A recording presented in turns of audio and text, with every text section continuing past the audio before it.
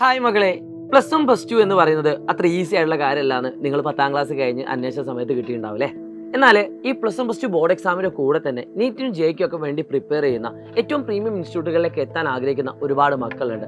അവിടെയൊക്കെ ഡൗട്ട് ഇങ്ങനെ ആയിരിക്കും, ബോർഡ് എക്സാമിന്റെ കൂടെ ഇത് പോസിബിൾ ആണോ, ഒരുപാട് എഫേർട്ട് എടുക്കേണ്ടി വരില്ലേ എന്നൊക്കെ. സോ ഇത് കൃത്യമായിട്ട് പരിഹരിച്ചുകൊണ്ട് പ്ലസ് വൺ പ്ലസ് ടുവിൽ നമ്മുടെ സാധാരണ കേരളത്തിൽ അതേ സിലബസ് ഫോളോ ചെയ്തുകൊണ്ട്, അതായത് NCERT ടെക്സ്റ്റ് ബുക്ക് തന്നെയാണ്, പക്ഷേ കേരള ബോർഡ് എക്സാമിന് വേണ്ടി പ്രിപ്പയർ ചെയ്യിപ്പിക്കുകയും അതിൻ്റെ കൂടെ തന്നെ നീറ്റ് ജെയ് പോലത്തെ ഒരുപാട് എൻട്രൻസ് എക്സാമുകളുണ്ട്, അതിനും കൂടി പ്രാപ്തരാക്കുന്ന രീതിയിൽ ഒരു പുതിയൊരു ബാച്ച് അല്ലെങ്കിൽ ഒരു പുതിയൊരു സിസ്റ്റം നിങ്ങളുടെ മുന്നിലേക്ക് കൊണ്ടുവരികയാണ്.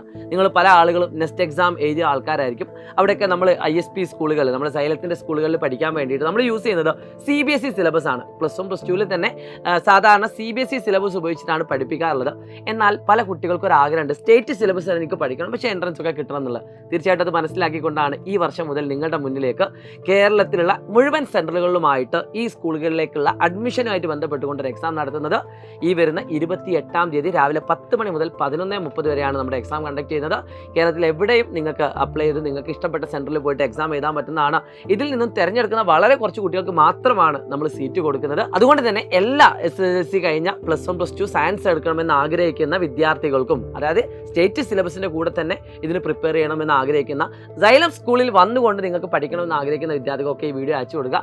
ഉറപ്പായിട്ടും ഇതൊരു പക്ഷേ നിങ്ങളുടെ ലൈഫിൽ തന്നെ നിങ്ങൾ എടുക്കുന്ന ഏറ്റവും നല്ലൊരു തീരുമാനമായിരിക്കും. അപ്പോൾ എക്സാം എഴുതാൻ ആരും മറക്കണ്ട. ഈ വരുന്ന 28-ാം തീയതി രാവിലെ 10 മുതൽ 11:30 വരെയാണ്. കേരളത്തിലെ മുഴുവൻ ജില്ലകളിലും സെൻറ്ററുകളുണ്ട്.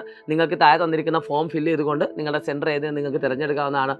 ഷാഹിദ് റംസാ ലേണിംഗ് എല്ലാ പ്ലസ് വണ്ണിലേക്ക് എത്തിയ വിദ്യാർത്ഥികൾ ഈ വീഡിയോ അയച്ചു കൊടുക്കുക. ബൈ.